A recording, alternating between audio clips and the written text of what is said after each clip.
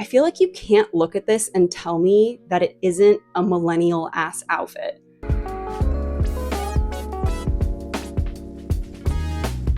Hi there, my name is Tessa, and today I'm going to be talking about some of the outfits at the 2025 MTV Video Music Awards, which is an annual acknowledgement of the different visual achievements in the music space. But before I get into it, let's get a few things out of the way first. With dozens of different celebrities attending the event, I obviously can't talk about every single person. So if I did happen to miss your favorite, please leave a comment down below and I'll try to respond. Also, this is my opinion, and this video is all in good fun. So please don't take it too seriously if I happen to not like the outfit of a celebrity you're in a parasocial relationship with. We're gonna start off with Tyla, who's in custom Chanel, which is inspired by the Spring/Summer 1993 collection.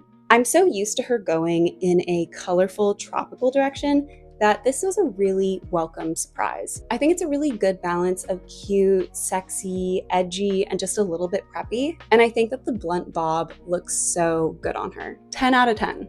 Next is Rebecca Black in Elizabeth Miller. I know that she's been on a whole alt indie girl journey, so maybe I just don't get it, but I think that there's way too much conflicting imagery for this to work. Like, it's kind of giving prehistoric Marie Antoinette, but in all of the wrong ways. Next is Jessica Simpson in Christian Siriano. This looks so much like what Christian designed for Gaia Online back in the day, but worse somehow. I feel like the mesh effect did have potential, but the fit is all wrong, and I really don't like how obvious the underpinnings are. It's just really boring. Next is Sabrina Carpenter in Valentino. I like the idea of this look, but I'm not sold on the execution. The sheer lace is very sexy, and she definitely looks snatched to the high heavens, but I feel like the mock neck almost gives her a kind of like floating head effect. And I also feel like this exact shade of red doesn't really make her pop. The shawl is also just a little bit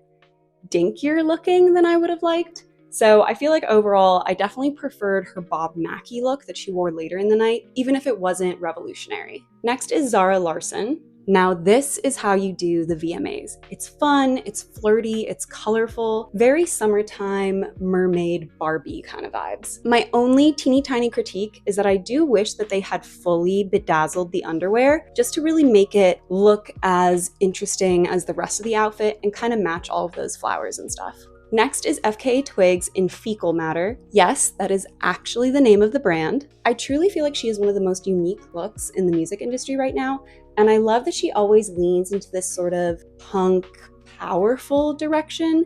And even with the way like this outfit looks, it's very like fleshy, so it's like sexy, but almost in a scary way. And I've got to say that the braided hair headphones is just unbelievable. Next is Lenny Kravitz in Saint Laurent. We already know that this man can dress, so I'm not at all surprised. It's very sexy, but also sophisticated, and I think it's a fun take on a classic suit that almost any guy in the entertainment industry could wear and pull off. Next is Ice Spice in Archive Ralph Lauren from Spring/Summer 2003. This is from one of my favorite Ralph Lauren collections, period. So obviously I was going to like it. And even though she does look amazing, I do have a few qualms, mostly with the styling, which I feel isn't very inspired. Just a touch more accessorizing could have done a lot and made it feel a little bit more her. Next is Summer Walker. This is a reference to Pamela Anderson's 1999 VMAs look. And I've got to say, I think the girlies in the 2020s are getting a little bit too referential. Like, no one's trying to create their own iconic moment. They're just copying someone else's. But I do think that Summer's take on this is really, really cute. I think that the blue is absolutely beautiful on her. I love how blingy the pants are, and the shoes are to die for. Next is Paris Hilton in The Blondes. I got a lot of flack a few years ago for saying that Paris Hilton dresses her age, but I feel like you can't look at this and tell me that it isn't a millennial ass outfit. Like the leather, the choker, the ponytail, it's just something that someone would have thought was like edgy and cool and subversive back in 2016. Next is Taylor Momsen. Now this is how you do the rock and roll thing without looking like a WWE parody. Taylor's been wearing stuff like this for a solid decade now, so it definitely feels like a reflection of herself and her artistry. And I won't lie, the six-pack definitely adds a certain je ne sais quoi. Next is Ciara in Schiaparelli.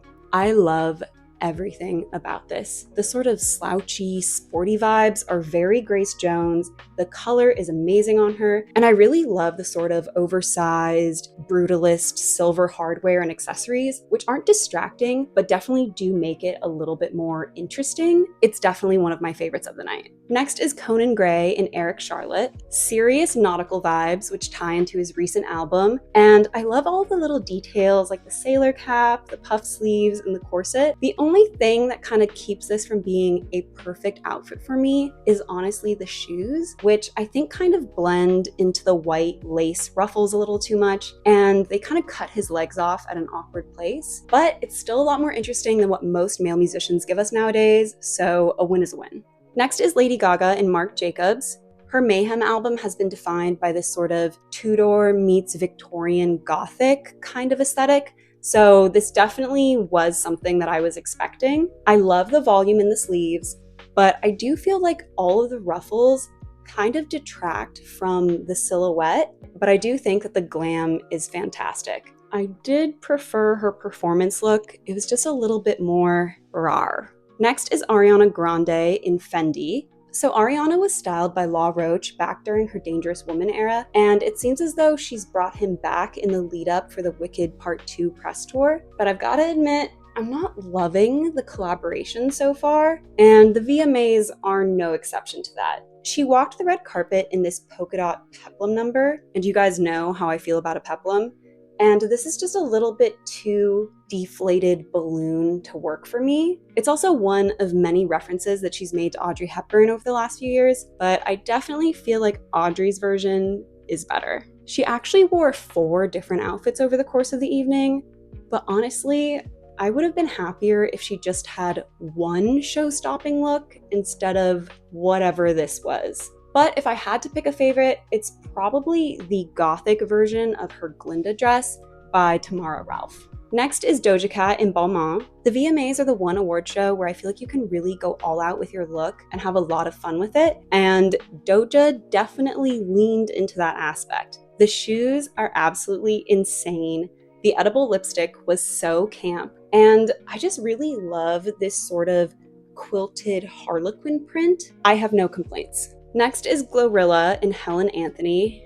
The whole multicolored plaid thing does have potential, but the styling is just so off.